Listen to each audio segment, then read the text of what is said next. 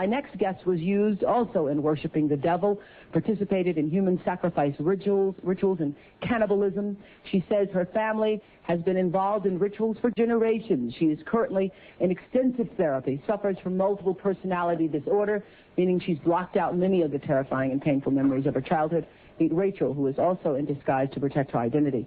You come from generations of ritualistic abuse? Yes, my family has an extensive family tree, and they keep track of who's been involved and who hasn't been involved. And it's gone back to, like, 1700. And so you were... Right. I was born into a family that believes in this. And does everyone else think it's a nice Jewish family? From the outside, you appear to be a nice Jewish girl? Definitely. And you all are worshiping the devil inside the home? Right. There's other Jewish families across the country. It's not just my own family. Really? And so who knows about it?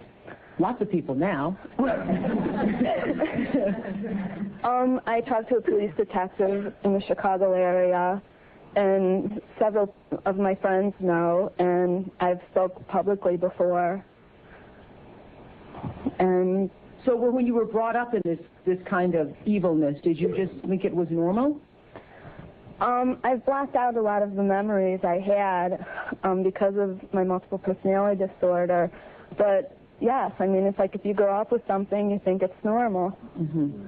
I always thought something... So what kinds of things? You don't have to give us the gory details, but what kinds of things went on in the family?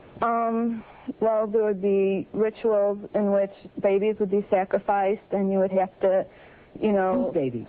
There were people who bred babies in our family.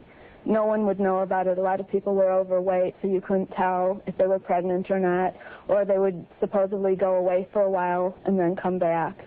The other thing I want to point out, not all Jewish people sacrifice babies. I mean, it's not a very difficult thing. I just want to point that out. This is the first time I heard of any Jewish people sacrificing babies. But anyway, so you witnessed the sacrifice? Right. When I was very young, I was forced to participate in that, in which I had to sacrifice an infant. And the purpose of sacrifice is to what? Is to bring you what? What are you sacrificing for? For power. Uh-huh. Power. And so, were you ever used? Were you ever used yourself? I was molested. I was raped several times. Mm-hmm. And what's your mother doing? She's... In all of this? What's her role in all of this? I'm not exactly what her role is. I haven't, recovered all of my memories, but her family was extremely involved. Mm-hmm. She brought me to it. Mm-hmm. Both of my parents brought me to it. And where is she now? She lives in the Chicago metropolitan area. She's on the Human Relations Commission of the town that she lives in, and she's an upstanding citizen. Nobody would suspect her. Were you raised with a sense of right and wrong, Rachel? Yeah. I mean, it's like I had both.